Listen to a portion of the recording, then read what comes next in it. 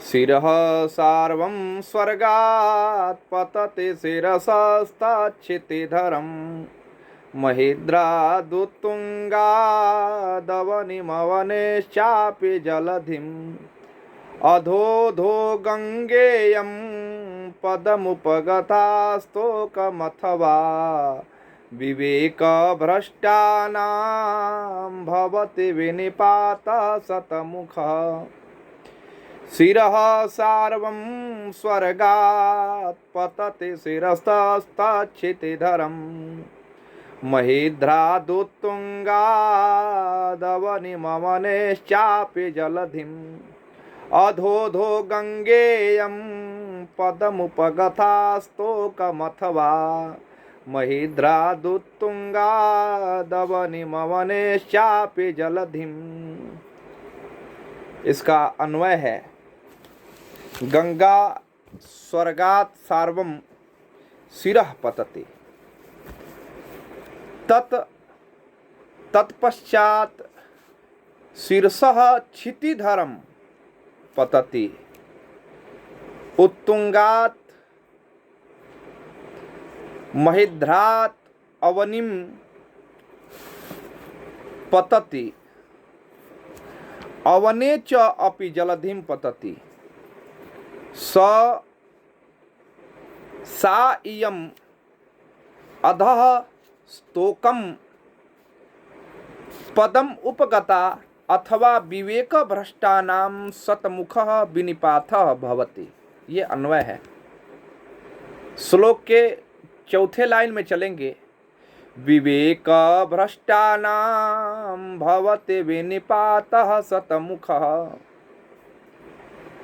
जो विवेक भ्रष्ट होते हैं, कवि भर्तृहरि ने कहा, यहाँ पे विवेक के महत्व को कवि भर्तृहरि ने दर्शाया, और विवेक के महत्व को दर्शाते हुए कहते हैं कि जो मनुष्य विवेक भ्रष्टानाम, जो विवेक से भ्रष्ट होते हैं, भवति विनिपातः शतमुखः, सैकड़ों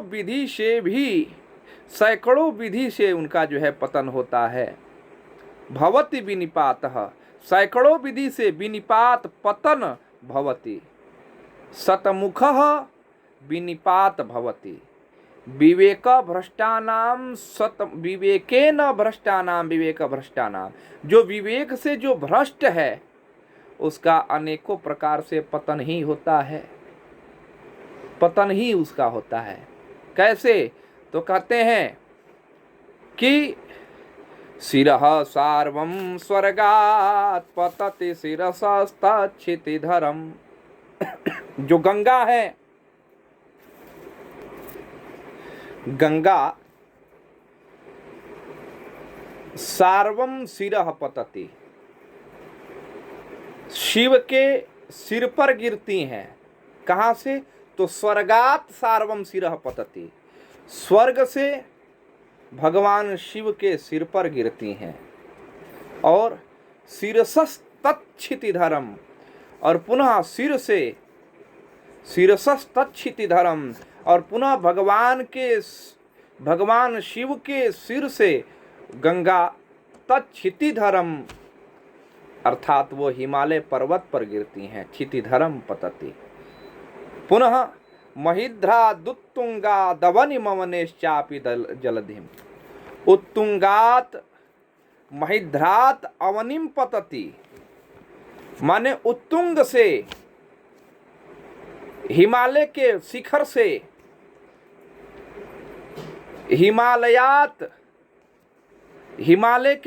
हिमालय से महिद्रात अवनिम पतति, हिमालय के शिखर से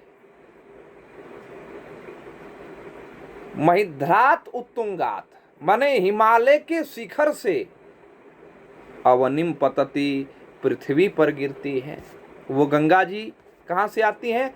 तो शिरः सार्वम स्वर्गात् पतति शिरसस्तच्छितिधरम्। पुनः इसलिए दोहरा रहे हैं कि ये एकदम याद हो जाए। शिरः सार्वम स्वर्गात् पतति शिरसस्तच्छितिधरम्।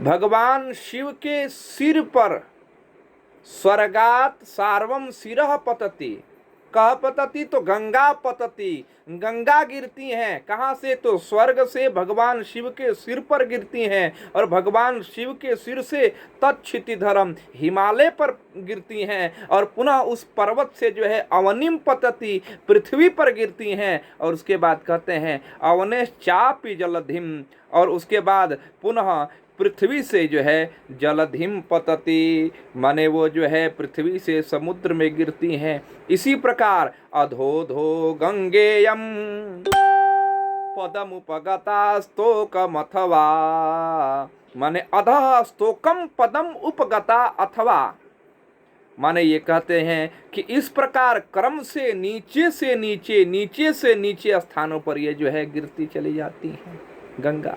इसी प्रकार जिस प्रकार गंगा स्वर्गात सार्वम सिरः पतति, स्वर्ग से भगवान शिव के सिर पर गिरती हैं, पुनः भगवान शिव के सिर से हिमालय पर्वत पर गिरती हैं, हिमालय पर्वत से पुनः अवनिम पतति पृथ्वी पर गिरती हैं, और पुनः पृथ्वी से जो है जलधिम पतति समुद्र में गिरती हैं। जैसे क्रम सीधे जो है जैसे ये गंगा गिरती चली आती हैं, उसी प्रकार से जो विवेक से जो भ्रष्ट होते हैं, विवेकेन भ्रष्टानाम विवेक भ्रष्टानाम, ये तृतीया तत्पुरुष समास है। जो विवेक से जो भ्रष्ट होते हैं वो मनुष्य सदैव 100 प्रकार से नीचे ही गिरते चले जाते हैं। इसका भावार्थ है, कवि भर्तृहरि ने जो है विवेक के महत्व को दर्शाया और कहते हैं कि जो मनुष्य विवेक से भ्रष्ट हो जाते हैं वो करणीय और अकरणीय का विचार नहीं करते, क्या करने योग्य है और क्या करने योग्य नहीं है इसका वो विचार नहीं करते हैं। उनका सैकड़ों प्रकार से पतन होता है। मनुष्य को अपना स्थान नहीं त्यागना चाहिए। यदि मनुष्य अपने स्थान से भ्रष्ट हुआ तो उसका विनाश प्रारंभ हो जाता है। स्थान भ्रष्टान शोभन्ते दंता केसा नखास तथा, स्थान से जो भ्रष्ट हो जाता है, स्थान भ्रष्टान शोभन्ते, दांत यदि सिर पर उग जाए तो वो जो है वहाँ सुशोभित नहीं होगा। बाल यदि मुख में उग जाए तो वो जो है सुशोभित नहीं होता।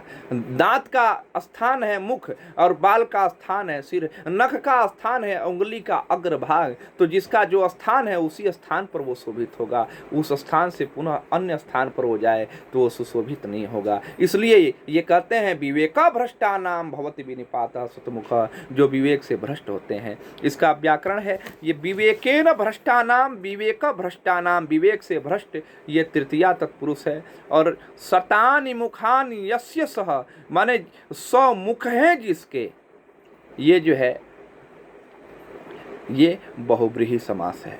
ओम शांति।